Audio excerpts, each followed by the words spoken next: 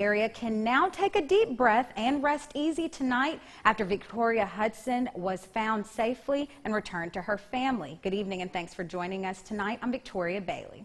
Now, she's been missing for almost 3 days, and after a relentless search, all law enforcement can say is they weren't giving up until Hudson was found.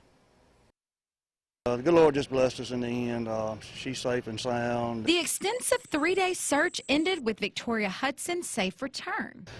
She appears to be in pretty good health, maybe a little dehydrated, but she has been transported to the North Mississippi Medical Center in West Point for further treatment. Hudson was found 4 miles away from where her vehicle was located. The guys that went around, come in from the Cedar Bluff area this morning, which was actually across Line Creek, an area that had been searched before.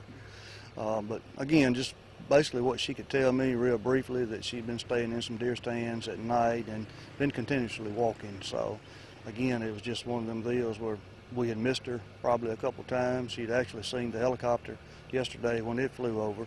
Of course, the chopper had to leave because of the bad weather. Clay County Sheriff Eddie Scott says they were relentless in the search efforts because they wanted to make sure Victoria was found safely. That's the reason you bring in these guys that has the skills to do this, that does it for a living.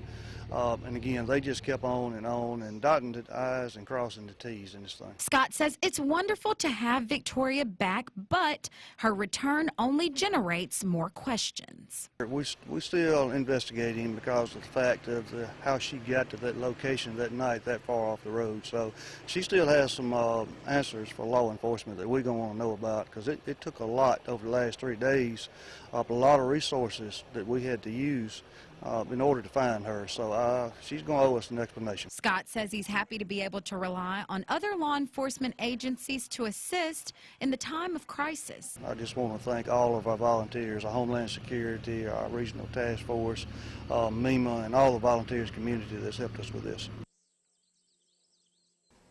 Now, the West Point Mennonite Church provided a home-cooked meal to all who assisted in the search.